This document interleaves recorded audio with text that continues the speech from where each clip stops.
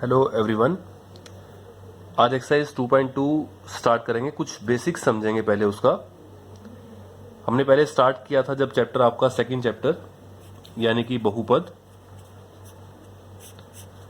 तो हमने वहां बताया था कि आपको जो रैखिक बहुपद होता है जिसकी सबसे बड़ी घात एक आ जाए उसे रैखिक बहुपद कहते हैं। और अगर जनरल फॉर्म में यानी कि व्यापक रूप में अगर आपको कोई रैखिक बहुपद लिखना है तो वो कैसा होगा, ax प्लस बी होगा। और यहाँ पे जो ये a है ये 0 के बराबर ना हो, क्योंकि अगर a 0 हो गया तो ये रैखिक बहुपद नहीं रहेगा, ये तो सिर्फ एक अचर राशि रह जाएगी, यानी कि घात 0 हो जाएगी, घात 1 नहीं होगी। एक बात और बताई थी कि कोई रैखिक बहुपद है तो उसका अधिक से अधिक एक शून्यक आएगा। द्विघात बहुपद जिसकी घात 2 आ जाए उसका व्यापक रूप क्या बनेगा, ax square plus bx plus c। सबसे बड़ी शक्ति आपको 2 दिखाई देगी। यहां भी हम कहेंगे कि a 0 के बराबर नहीं है। और अगर कोई द्विघात बहुपद है तो उसके ज्यादा से ज्यादा 2 शून्यक आएंगे, एक को अल्फा और एक को हम बीटा कहते हैं।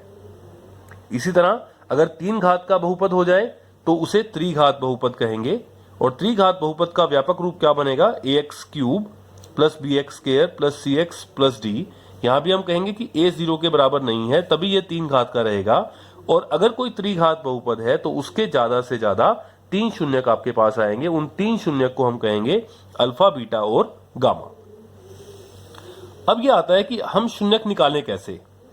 रैखिक बहुपद के शून्यक तो आपको निकालने आते हैं। मान लीजिए कोई बहुपद है px, कोई रैखिक बहुपद है 3x प्लस 6।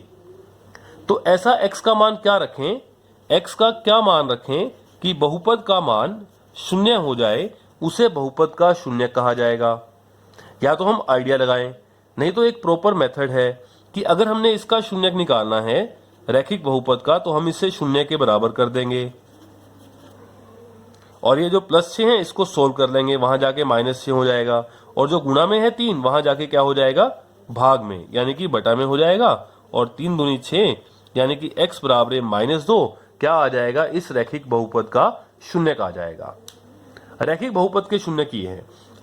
अगर आपको द्विघात बहुपद का शून्यक निकालना हो तो कोई भी द्विघात बहुपद कैसा होगा, ax square plus bx plus c के रूप का होगा। और इसके अधिक से अधिक 2 शून्यक आ सकते हैं। अब शून्यक निकाले कैसे, कई मेथड है इसको निकालने के। एक और बात कि बहुपद और समीकरण में क्या फर्क है। मान लीजिए आपके पास ये बहुपद है 3x प्लस 6, ये रैखिक बहुपद है। अगर इसमें हम बराबरी का निशान लगा दें और इस साइड इसे हम बोलते हैं लेफ्ट हैंड साइड, इसे बोलते हैं राइट हैंड साइड, इधर कोई भी नंबर लिख दें या 0 लिख दें। अब ये 2 साइड बन जाएंगी इसकी। इस वाली साइड को हम कहते हैं लेफ्ट हैंड साइड और इस साइड को हम बोलते हैं राइट हैंड साइड। अगर बराबरी का निशान आ गया तो इसे हम कहेंगे समीकरण। अगर बराबरी का निशान नहीं आया तो हम क्या कहते हैं, इसे बहुपद। और अगर बराबरी का निशान आ गया तो समीकरण कहेंगे। और ये सबसे बड़ी घात 1 है तो इसे हम क्या कहेंगे, रैखिक समीकरण। इसी तरह से अगर ax square plus bx plus c है तो द्विघात बहुपद। और अगर मैं इसके बराबर 0 लगा दूं तो द्विघात समीकरण। तो द्विघात बहुपद के आप 2 शून्यक कैसे निकालेंगे ये हम आगे भी सीखेंगे। हमारे पास जो चैप्टर 4 आएगा, हमारा चैप्टर 4 हमारे पास आएगा द्विघात समीकरण। चैप्टर 4 का नाम ही क्या होगा हमारे पास, द्विघात समीकरण। यानी कि ax square plus bx plus c बराबर 0। और वहां पे हमने क्या करना होगा, इसके 2 हल निकालने होंगे। वहां भी हल निकालने के लिए हमारे पास कई मेथड आएंगे। एक मेथड हम यहां सीखते हैं, द्विघात बहुपद के शून्यक निकालने का मेथड सीखते हैं। ax square plus bx plus c ये द्विघात बहुपद है, आपने इसके शून्यक निकालने हैं। और हम ये शून्यक किस विधि से निकालना सीखते हैं, गुणनखंड विधि से। हम गुणनखंड विधि से इसके शून्यक निकालना सीखेंगे। अभी गुणनखंड विधि से हम शून्यक कैसे निकालेंगे,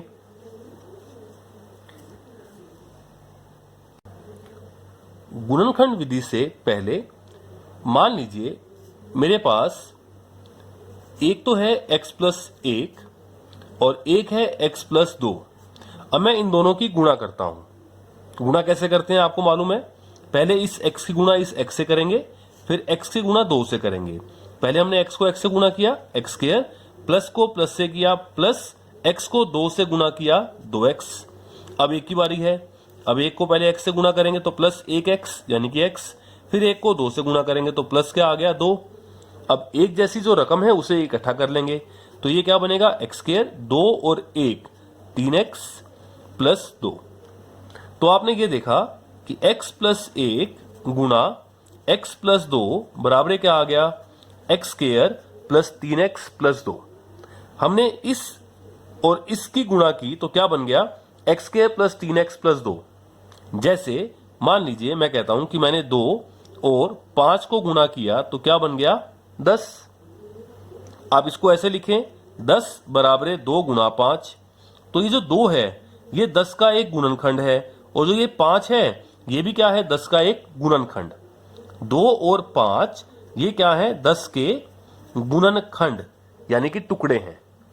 इसी तरह से अगर आप इसको ऐसे लिखें x square plus 3x plus 2 को इस साइड लिख लें लेफ्ट साइड में और इसको राइट साइड में लिखें x प्लस 1 गुणा x प्लस 2।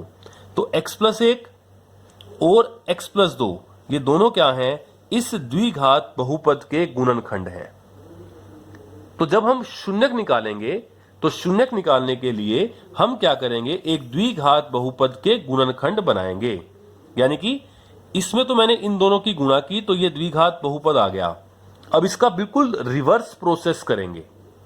अब आपको द्विघात बहुपद दिया जाएगा और इसको आपने इन दोनों की गुणा के रूप में लिख के दिखाना है, इनके गुणनखंड बनाने हैं।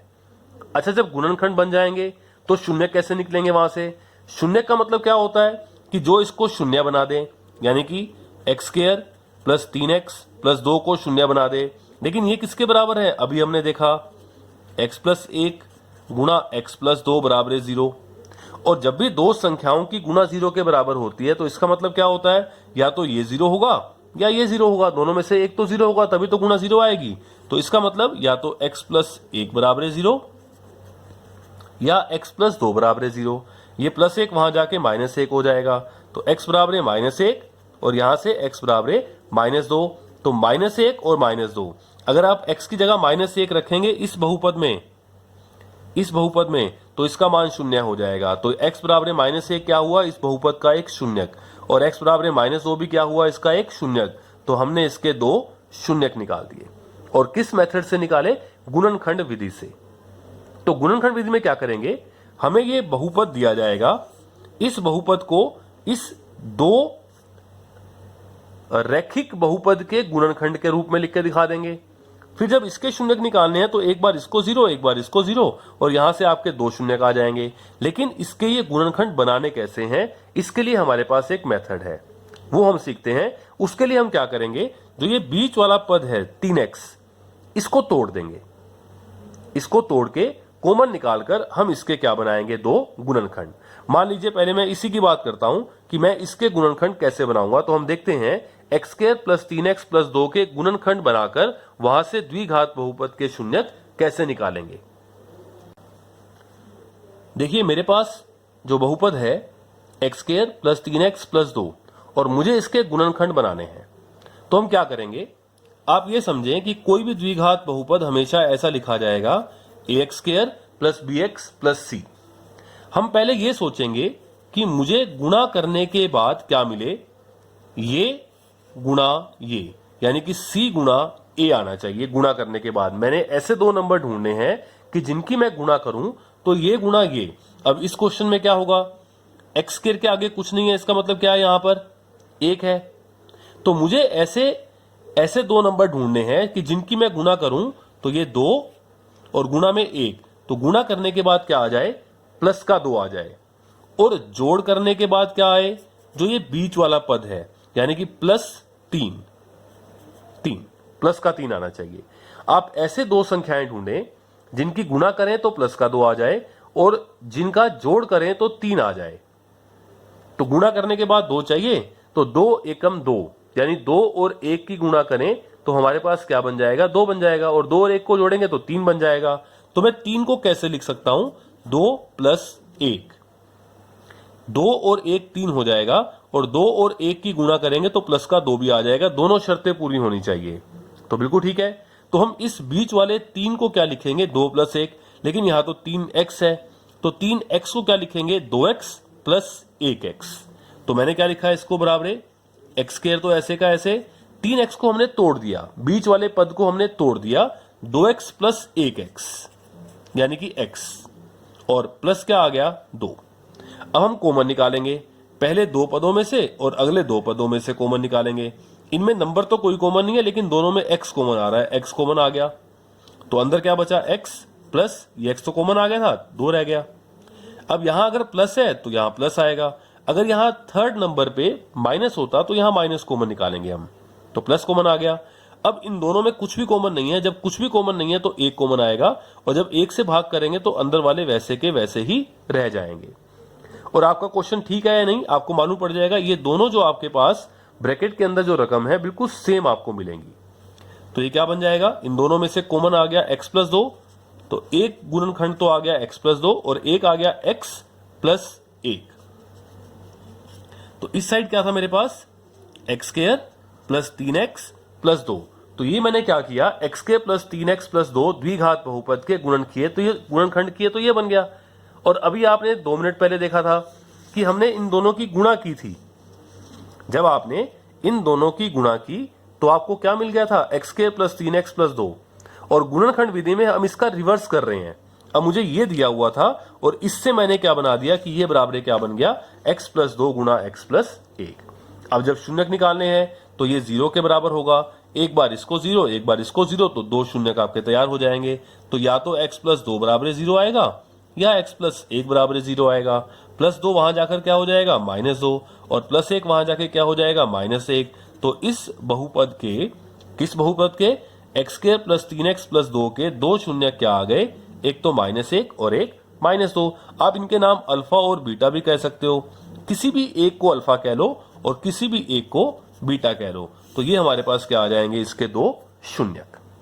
हम एक और क्वेश्चन से समझते हैं इस बात को। मान लीजिए मेरे पास एक और द्विघात बहुपद है और मैंने द्विघात बहुपद लिया x² - 5x + 6, और मुझे इस द्विघात बहुपद के क्या निकालने हैं, शून्यक निकालने हैं, और किस विधि से निकालने हैं, गुणनखंड विधि से निकालने हैं।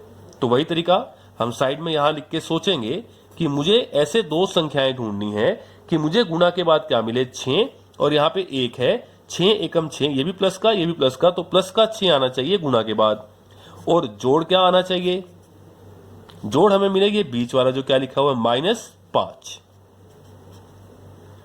अब 6 गुणा के बाद आना चाहिए, तो 2 × 6 और 3 एकम 3, तो 6 के टुकड़े बनते हैं 2 × 3, और 2 और 3 को जोड़ दें तो 5 भी आता है, लेकिन 2 को 3 से गुणा करें तो +6 आ गया, लेकिन जोड़ इन दोनों का -5 तो नहीं आया।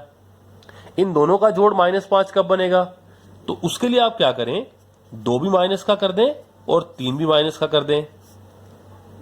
ऐसा क्यों किया, जब आप -2 को -3 से गुणा करेंगे, माइनस को माइनस से किया प्लस, और 2 × 6, इन दोनों की गुणा करेंगे, -2 और -3 की, तो प्लस का 6 भी आ जाएगा, और इनको जोड़ेंगे तो दोनों जब रकमें माइनस की हो जाएं तो निशान माइनस का, लेकिन दोनों जुड़ जाते हैं तो -2 -3 -5 भी हो जाएगा। तो ये 2 संख्याएं हैं कि जिन दोनों की गुणा करें तो प्लस का 6 आएगा, और जिन दोनों को इकट्ठा करें -2 -3 तो -5 भी हो जाएगा। दोनों शर्तें हमारी पूरी हो जाती हैं। तो -5 को हम क्या लिखेंगे, -2x -3x, लेकिन ये तो -5x है, तो -5x को हम क्या लिखेंगे, -2x -3x। तो क्या लिखा मैंने इसको, बराबर x² -2x -3x + 6। अब कॉमन निकालेंगे, पहले 2 पदों में से और अगले 2 पदों में से। पहले 2 पदों में से x कॉमन आ गया, अंदर एक तो x रह गया, -x तो कॉमन आ गया, क्या बच गया यहाँ पे 2।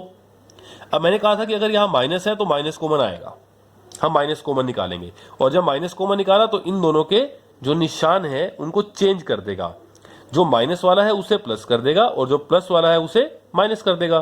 तो एक तो माइनस कॉमन आ गया, 3 और ये 6 दोनों 3 से भाग हो रहे हैं, तो एक 3 भी कॉमन आएगा। अब जब माइनस कॉमन आया तो ये प्लस का आएगा, 3 कॉमन आ गया तो यहाँ पे सिर्फ क्या रह गया, x। माइनस कॉमन निकाला तो जो प्लस था ये माइनस हो जाएगा, और 3 कॉमन निकाला, 3 से भाग कर दो, 3 दूनी 6। तो एक गुणनखंड क्या आ गया, आप यहां से चेक भी कर लो, ठीक है, क्योंकि दोनों सेम आ रहे हैं। तो एक गुणनखंड क्या आ गया, x -2, और दूसरा क्या आ गया, x माइनस 3। तो हमारे पास इसके गुणनखंड बन गए कि x square minus 5x plus 6 इसके बराबर आ गया। अगर आप इनकी गुणा करेंगे तो वापिस ये बन जाएगा, आप चेक भी कर सकते हैं। अब मुझे शून्यक निकालने हैं, तो एक बार इस गुणनखंड को 0 के बराबर और एक बार इसको 0 के बराबर, तो -2 वहां जाके क्या हो जाएगा +2, -3 वहां जाके क्या हो जाएगा +3। तो मेरे पास इसके जो दो शून्यक आए इस बहुपद के, वो क्या आ गए 2 और 3। एक को आप अल्फा और एक को आप बीटा कह सकते हैं। तो दो शून्यक है, एक को अल्फा कह दिया हमने और एक को हमने क्या कह दिया बीटा। तो इस तरह आप द्विघात बहुपद के कोई भी क्वेश्चन आएंगे, अभी फर्स्ट क्वेश्चन करेंगे हम, वहां पे हमें उनके शून्यक निकालने होंगे द्विघात बहुपद के। और द्विघात बहुपद के दो शून्यकों को हम क्या कहते हैं, अल्फा और बीटा। अब इसके बाद एक और बात है, उसके बाद हम एक्सरसाइज शुरू करेंगे। हमने ये तो सीख लिया कि एक द्विघात बहुपद के जो दो शून्यक हैं उनको हम कैसे निकालते हैं, गुणनखंड विधि से, और एक को हम कहते हैं अल्फा और एक को हम क्या कहते हैं बीटा। तो दो शून्यक के नाम होते हैं अल्फा और बीटा।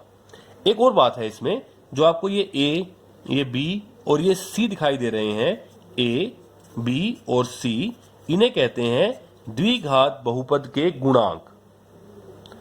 ए, बी, सी को बोलते हैं गुणांक, और जो दो शून्यक हमने निकाले उनको बोलते हैं अल्फा और बीटा।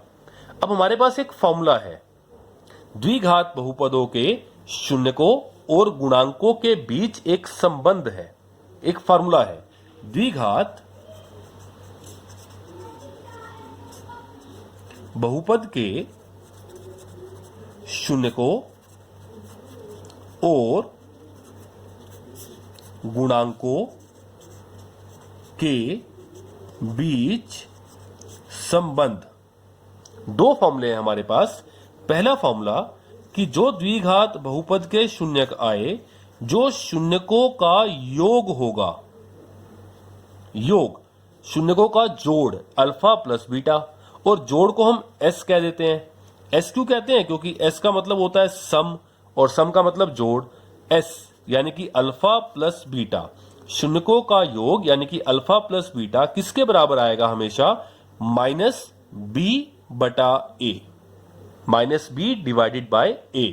तो ये बनेगा शून्यकों का योग -b/a। ये पहला फॉर्मूला है शून्यकों के गुणांकों और उसके शून्यकों, द्विघात बहुपद के शून्यकों और गुणांकों के बीच पहला फॉर्मूला, पहला संबंध कि शून्यकों का योग यानी कि s बराबर क्या आएगा, s का मतलब अल्फा प्लस बीटा किसके बराबर आएगा, -b/a। और दूसरा फॉर्मूला है शून्यकों का गुणनफल, इन दोनों शून्यकों का गुणनफल यानी कि अल्फा गुणा बीटा, उसको हम कहते हैं p। p क्यों कहते हैं, क्योंकि p का मतलब होता है इंग्लिश में प्रोडक्ट यानी कि गुणा। तो शून्यकों का गुणनफल यानी कि p यानी कि अल्फा बीटा, ये किसके बराबर आएगा, c/a के बराबर। जब भी आप इन दोनों की गुणा करेंगे तो ये किसके बराबर आएगा, c/a के बराबर। ये दो फॉर्मूले बहुत ज्यादा इंपॉर्टेंट है, हम इनको यूज भी करेंगे। एग्जाम्पल के लिए, अभी मैंने आपसे द्विघात बहुपद की बात की थी। मैंने द्विघात बहुपद लिया था x² - 5x + 6, और हमने इसके शून्यक निकाले थे अभी अल्फा और बीटा। एक शून्यक आया था हमारे पास 2 और एक शून्यक आया था 3, ये दो शून्यक आ गए। अब हम चेक करते हैं ये फॉर्मूला कि यहां पे ये फॉर्मूला लागू होता भी है कि नहीं। मैं एबीसी का मान निकालता हूं तो मैं किससे कंपेयर करूंगा, ax² + bx + c के साथ कंपेयर करें तो a का मान क्या आएगा, जो x² का गुणांक है वो 1 है, तो a का मान आ गया 1। b का मान जो x का गुणांक है उसे b कहते हैं -5, और c का मान क्या आया 6। मैं पहला फॉर्मूला चेक करता हूं, शून्यकों का योग यानी अल्फा प्लस बीटा बराबर -b/a आता है या नहीं आता। मैं इसके मान रखता हूं। अल्फा, इसका पहला शून्यक क्या निकाला था 2 और बीटा 3, तो लेफ्ट साइड में क्या आ गया, अल्फा का मान 2 प्लस बीटा का मान 3 बराबर -b का मान, b का मान क्या है -5। दो निशान कभी एक साथ नहीं आएंगे, हम क्या लगाएंगे, ब्रैकेट, और बटा में a का मान क्या है 1। 2 और 3 कितना हुआ लेफ्ट साइड में 5, माइनस को माइनस से गुना किया 5, और बटे में 1 लगाने की जरूरत नहीं है, 5/1 का मतलब 5 आएगा। तो ये पहला फॉर्मूला आपका चेक हो गया, सत्य है। ये फॉर्मूला हमेशा ट्रू होगा, हमेशा सत्य आएगा। अगर ये बाय चांस बराबर नहीं आ रहे तो आप ये समझे कि आपने क्वेश्चन कहीं गलत किया है, ये फॉर्मूला कभी फेल नहीं होगा। दूसरा फॉर्मूला क्या चेक करना है हमने, मैं यही चेक कर देता हूं कि शून्यकों का गुणनफल अल्फा गुणा बीटा किसके बराबर होता है, हमेशा सी बटा ए के बराबर। अल्फा का मान 2, बीटा का मान 3 बराबर है सी का मान 6 और ए का मान 1। 2 गुणा 3 6, 6 बटा 1 का मतलब क्या होता है 6, तो ये भी क्या हो गया सत्य। तो आपसे अब पहले क्वेश्चन में क्या कहेगा एक्सरसाइज 2.1 में कि आपको द्विघात बहुपद दिए जाएंगे इस तरह से। पहले तो आप उनके शून्यक निकालें, गुणनखंड विधि से निकाल देंगे अल्फा और बीटा के मान, और जैसे ही शून्यक हमारे पास आएंगे उसके बाद वो कहेगा कि द्विघात बहुपदों के गुणांकों और उनके शून्यकों के बीच संबंध की सत्यता की जांच भी करें। यानी कि आप ये दोनों फॉर्मूले चेक भी करें कि ये दोनों फॉर्मूले ठीक आ भी रहे हैं कि नहीं आ रहे। तो ये पहला क्वेश्चन होगा आपका 2.1 का, वो हम इसके बाद शुरू करेंगे।